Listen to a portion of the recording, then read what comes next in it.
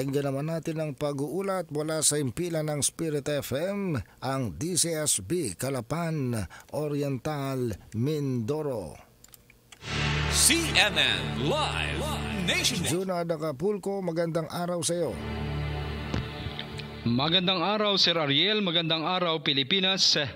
Sa hangaring mapabuti ang interoperability ng Philippine Army at Philippine National Police Forces sa probinsya ng Mindoro, ang 203rd Infantry Brigade, 2nd Infantry Division Philippine Army sa pamamagitan ng Tactical Operations Group 4, Tactical Operations Wing Southern Luzon, Philippine Air Force ay nagsagawa ng Air Power Advocacy Forum sa headquarters ng 203rd Infantry Brigade sa Barangay Pag-asa, Bansud, Oriental, Mindoro noong ika-26 hanggang ika-27 ng Setyembre taong kasalukuyan. Sa pangunguna ni Brigadier General Randolph G. Cabangbang, Commander 203rd Infantry Brigade 2ID, Philippine Army, bilang keynote speaker sa nasabing aktibidad.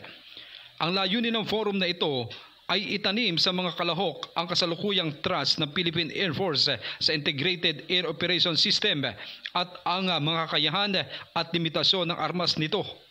Ito rin ang susi sa mas matibay na ugnayan sa pagitan ng 203rd Infantry Brigade at Philippine National Police Regional Office 4B Internal Security Operations Units upang mapahusay ang joint force interoperability at makamit ang tuloy-tuloy na air-to-ground communication at operation in joint area of responsibility sa Mindoro provinces.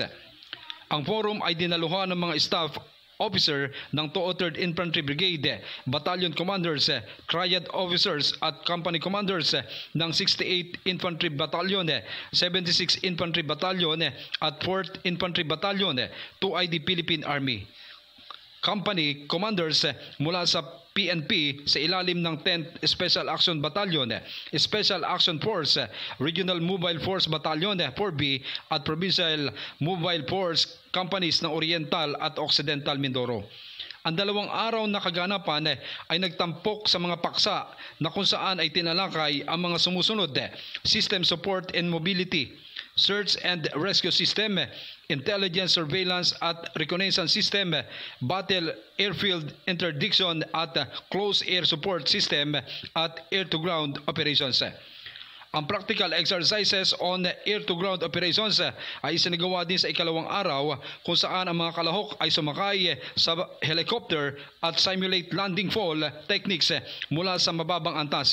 Nagsagawa ng aktual na resupply at troop insertion sa mga natukoy na combat operations areas. Mula dito sa Oriental Mindoro, ako si Junard Acapulco ng DCSB CMN Calapan City, reporting live para sa CMN Pilipinas. CNN Live Nationwide. Maraming salamat, Junard Acapulco, mula po naman sa Spirit FM, CMN Calapan Oriental Mindoro. Samantala sa karagdagan pa nating mga balita, isang dating miyembro ng Socorro Bayanihan Services Incorporated o Kapihan Group ang tumestigo naman sa pagdinig ng Senado kahapon kung